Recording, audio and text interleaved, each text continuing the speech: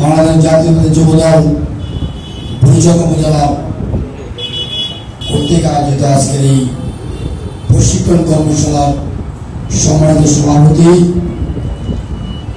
বুড়িচংয়ের মাটি ও মানুষের নেতা, বুড়িচং সদর ইউপির বারবার নির্বাচিত চেয়ারম্যান, দক্ষিণ জেলা যুবদলের যুগ্ম আহ্বায়ক, আমাদের সকলের অত্যন্ত প্রিয় জাভেদ কাসেম সবুজ ভাই, উপস্থিত আমার সাথে জেলা যুবদলের যুগ্ম আহ্বায়ক কাজী কাদের, জেলা যুবদলের যুগ্ম আহ্বায়ক গিয়াসউদ্দিন, জেলা যুবদলের সদস্য মিয়া মোহাম্মদ সোহাগ, জেলা যুবদলের সদস্য এনামুল মজুমদার, জেলা যুবদলের সদস্য ইকরাম হোসেন, জেলা যুবদলের সদস্য আলিম ইসলাম সুমন, জেলা যুবদলের বিভিন্ন পর্যায়ের নেতৃবৃন্দ, টিমের সদস্যবৃন্দ, বুড়িচং থানা যুবদলের বিভিন্ন পর্যায়ের নেতৃবৃন্দ, আসসালামু আলাইকুম। আপনাদের সবাইকে দক্ষিণ জেলা যুবদলের পক্ষ থেকে শুভেচ্ছা।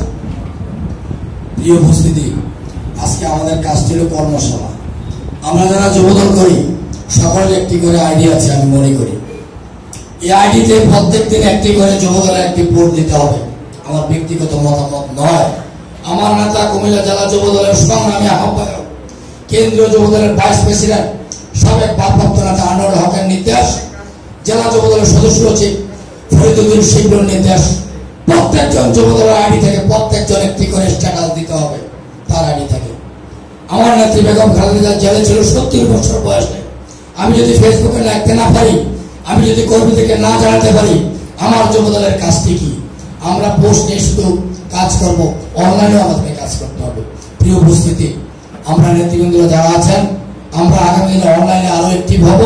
আগামী দিনে আমরা যুবদলকে আরো শক্তিশালী করার জন্য রাজপথে কাজ করব, অনলাইনে কাজ করব এবং বুড়িচং উপজেলা যুবদল এই কুমিল্লার একটি শক্তিশালী সংগঠন। কুমিল্লা জেলার পর আপনারা অত্যন্ত শক্তিশালী। আগামী দিনে জাভেদ কাসেম সমাজের নেতৃত্বে, মিয়া মোহাম্মদ সোহাগ এবং জেলা সংগঠনের নেতৃত্বে আপনারা ঐক্যবদ্ধ থাকবেন, আমরা পাশে থাকবো। এই বক্তব্যকে আমার বক্তব্য শেষ করছি। আল্লাহ হাফেজ। বাংলাদেশ জিন্দাবাদ।